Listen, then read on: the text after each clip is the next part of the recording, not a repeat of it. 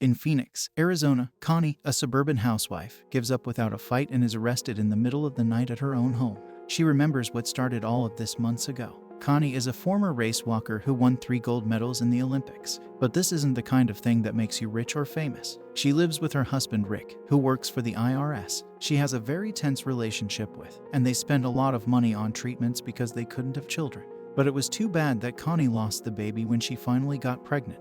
So, Rick got a job that required him to travel, so he could be gone for 3 weeks every month when he was at home. He doesn't treat Connie well. He kept telling her that she didn't have a job and that they had lost money because she wanted more treatments when he was ready to give up after the first one, and scold her for wasting too much money on something she was obsessed with. The part about being obsessed is true. Connie H uses her coupons to buy a lot of things, which she puts in the nursery to cover the walls and help her forget about her loss. Because Rick isn't around as much, Connie has more time to get to know her neighbor Jojo, who has a YouTube channel about saving money and is also crazy about coupons. She lives with her mother Josie, but it's hard for her to get a job because someone stole her identity not too long ago. She flirts with Earl, the mailman, and tries to sell makeup door to door, which isn't going too well. When Connie goes to the grocery store, she gives the cashier, Greg, a lot of coupons for the things she wants to buy. It slows down the line for a while, but her last ticket goes from being worth over $100 to being worth only $16. Connie always says that if you watch the pennies, the dollars will take care of themselves. One afternoon when she is putting away groceries,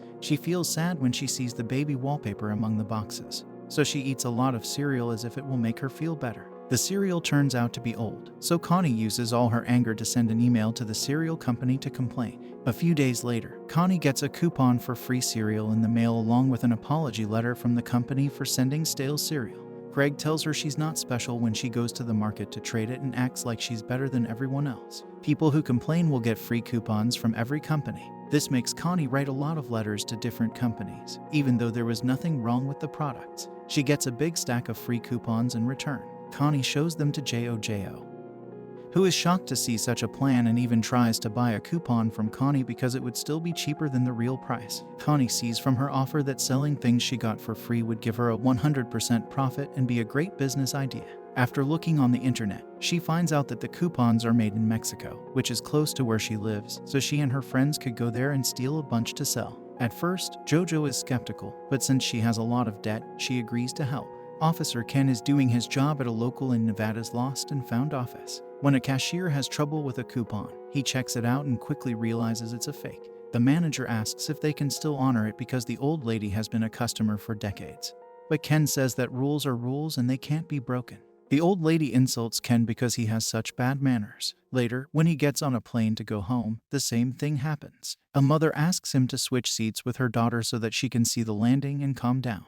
But Ken says no like a TWT because he thinks it's a good lesson for the kid to learn. When Ken finally gets to his lonely apartment in Utah, he gets angry and yells at the TV. The next day, Connie and Jojo go to Mexico and go to the coupon factory. There, they watch the workers in their shifts. They decide to talk to Alejandro and Rosa, who are already breaking the rules but don't seem too dangerous. Connie and Jojo follow the couple in their car. At first, the couple thinks they are going to be robbed, but Connie and Jojo explain that they are there to help. They can have a little at Alejandro's house. Rosa is actually pregnant, and their pay is a joke, so it's easy for Connie and Jojo to make their offer. If the couple steals the coupons, they will sell them in the United States and split the money they make. Alejandro isn't sure if it's a good idea, but Rosa talks him into doing it for the baby. It's not hard to make a plan. Alejandro works in the printing part of the factory. The other part is called redemption.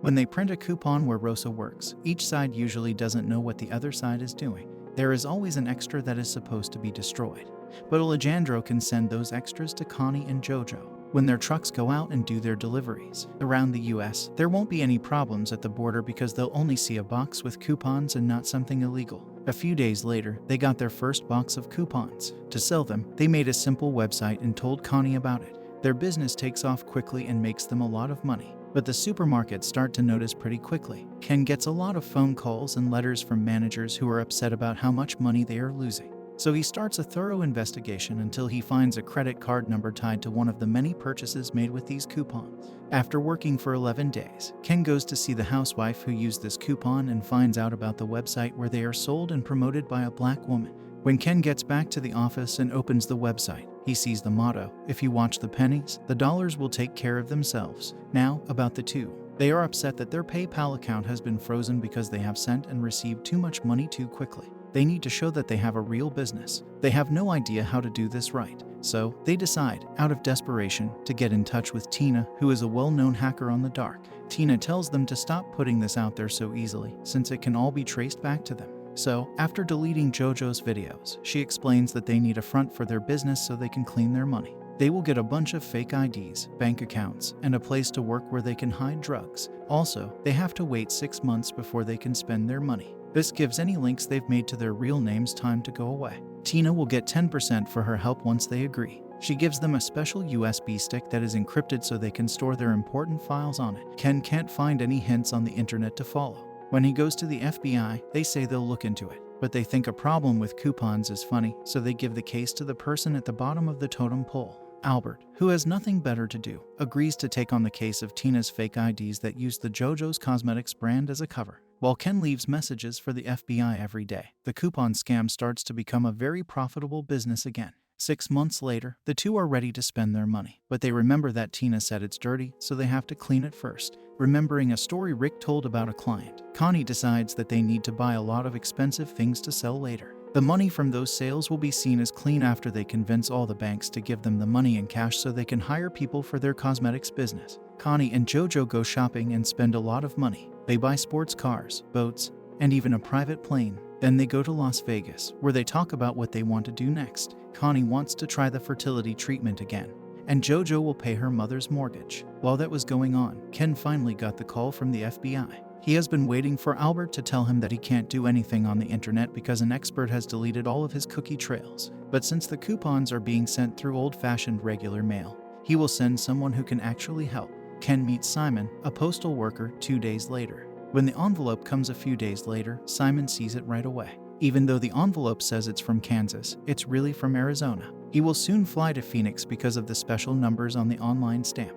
He agrees to take Ken with him since Ken already knows all the supermarkets in the area. Back to Connie. She makes an appointment at the fertility clinic and takes JoJo with her for support because she hasn't told Rick what she's doing. The doctor tells her that this shot will be her last, so Connie decides to sit in her husband's seat instead of a donor's. Tina calls them again in the evening to find out where all the money went. When she hears them say that they missed the point by using JoJo's Cosmetics brand, she gets very angry. They had already gotten all of the cash. Now, they have to sell everything they bought as soon as possible and put small amounts of the money back into the bank every day. Rick sees the new TV Connie bought when he gets back from his last business trip. This makes Rick very happy, and he calls her his new wife. This makes it even more likely that Connie will go through the treatment with a donor's seat. Ken and Simon are asking all the cashiers in the area if they know of any customers who are crazy about coupons. When they get to Greg, they learn what they need to know. He doesn't know Connie's name, but he describes her and tells them her motto, which Ken remembers seeing on the website. The next day, they go to the local post office to see if anyone there knows anything about a coupon. People don't remember Connie, but when they hear the word coupons, they tell on Earl because he was always on YouTube looking for ways to save money. Now, about the two. Because they have so much stuff, it's getting hard to sell it all on eBay. When they go to a cafe for a drink, they meet 2 men from a gun club. They get the address of their club and go back with all their guns to sell. JoJo gives a great sales pitch, but the leaders still won't buy, so the other 2 agree to give them a good discount if they buy all of them. Making sure Ken and Simon ask Earl some questions in private, but he won't tell them anything. He goes to JoJo's house as soon as he is free. There, he puts a note in an envelope that looks like regular mail and puts it with the bills. Josie takes it, not realizing how important it is. Earl doesn't know that Ken and Simon followed him there and will keep an eye on the house for as long as they need to. Night has fallen by the time JoJo gets home, and when she gets out of her car and starts dancing in the middle of her driveway to celebrate the great deal she made earlier, the men realize she is the black woman the housewife saw in that YouTube video. The next morning, JoJo and Josie are having a fight, so she doesn't notice the man and drives to the stash house as usual. Ken and Simon follow her there, where they see Connie and realize she is the blonde from Greg's. Simon gets together with other postal inspectors to start the operation the right way, and they now have more information. It's easy for them to figure out who Connie and JoJo are, especially when they show Greg a picture and he agrees. JoJo can't sleep that night, so she checks on her mom and then goes to the kitchen to get a snack. She finally finds Earl's note telling her to leave town at that point, but it's too late. After their homes and stash house are raided, the arrest makes the news. When the interrogations start, Earl is surprised to see JoJo's face on TV. Rick and Josie say right away that they had nothing to do with it. Jojo tries to play the innocent card and act like she doesn't know what they're talking about, but the police find videos of her on her computer. Connie, on the other hand, admits that she did something wrong, but she is shocked when she hears that they could get 40 years to life in prison. If she admits that she started everything, they will be easier on Jojo. So Connie agrees to the agreement. Jojo gets out on bail. She thinks Josie paid for it, but Earl is waiting outside with flowers for her. Rick only comes to see her to tell her off, and he won't pay her bail. So Connie asks to end her marriage. As the investigation goes on, the inspectors find out that Alejandro and Rosa were the ones who used the coupons. But by the time they find out, they are no longer together. The Mexican government won't go after them because they have lost the trail. Connie hires a lawyer who isn't cheap, but it turns out that this was the right choice on the day of the trial. The lawyer convinces everyone that Connie and Jojo just took advantage of a loophole, like corporations do all the time. His plan works, and Jojo gets 10 days in jail and a year of probation. Connie, on the other hand, gets 11 months in jail with the possibility of getting out early. Simon and Ken don't like how things turned out, and ask the state attorney why the judge was easy on the women. He or she will tell you that the brands on the coupons asked for leniency so they wouldn't get bad press. For such huge companies, the $80 million this scam costs them is like a drop in the bucket.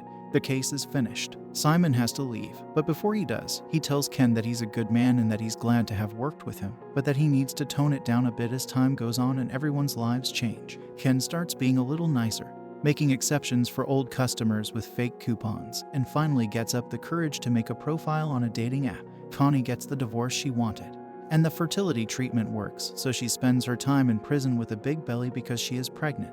The government takes most of the money from the scam, but luckily they don't pay attention to the boxes and the nursery because they think it's just food. So Jojo gets to get those boxes back, knowing that Connie has put money in all of them.